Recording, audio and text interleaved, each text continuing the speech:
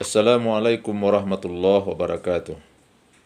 Bapak, Ibu, Saudara, hadirin dan hadirat, pada kesempatan kali ini izinkan saya membahas sebuah judul Belajar Rendah Hati pada Malaikat. Pada suatu ketika Allah Subhanahu wa Ta'ala mengadakan sebuah kontes kepada malaikat dan kepada manusia. Maka pada saat itu malaikat memang kalah. Namun meskipun malaikat kalah dengan manusia dalam kontes tersebut, namun mereka tetap bertasbih kepada Tuhan. Mereka sadar ketidakmampuannya dalam menjawab pertanyaan diajukan oleh Tuhan. Mereka berkata, "Maha suci Engkau, kami tidak mempunyai pengetahuan kecuali apa yang telah Engkau ajarkan kepada kami. Subhanaka la ilma lana illa ma'allamtana." Bapak, Ibu, Saudara, hadirin hadirat yang dimuliakan oleh Allah, perilaku malaikat ini mengandung banyak pelajaran.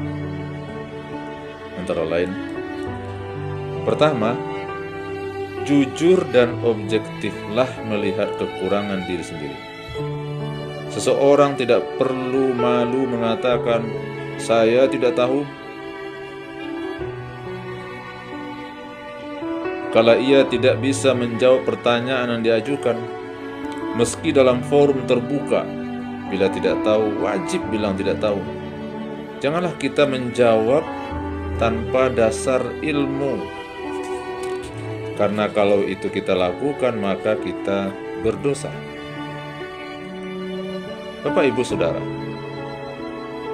pernah hadir di forum dialog dengan narasumber Imam Malik Ibnu Abbas. Lalu Malik dihujani 48 pertanyaan. Semua dijawab oleh Imam Malik kecuali pertanyaan nomor 32. Bayangkan, tanpa canggung ia kemudian menjawab, "Saya tidak tahu." Begitu juga dengan Abu Bakar ketika didesak menjawab makna kata Abba dalam surah Abasa. Ia bahkan menjawab setengah marah, "Langit mana yang mau jadi atapku? Bumi mana yang mau menjadi kupijak? Kalau aku harus menafsirkan Al-Quran tanpa dasar ilmu." Itu pesan yang pertama. Pesan yang kedua, menyadari bahwa ilmu itu pemberian Allah. Allah bisa memberi dan mencabut dalam sekejap kalau menghendaki.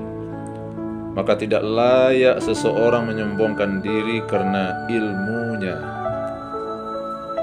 Pesan yang ketiga, menerima kekalahan secara fair dan terbuka.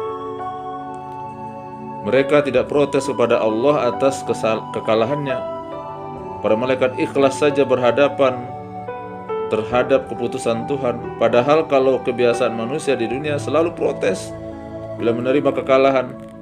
Seperti dikatakan oleh Jimmy Carter umpamanya, mantan presiden Amerika. Diprotes lawan politiknya sesudah pemilihan presiden. Biasa, protes itu selalu muncul dari orang yang gagal. Memang betul, kalau kita perhatikan protes yang ada di pertandingan sepak bola atau pemilu, yang protes pasti yang kalah. Semoga bermanfaat.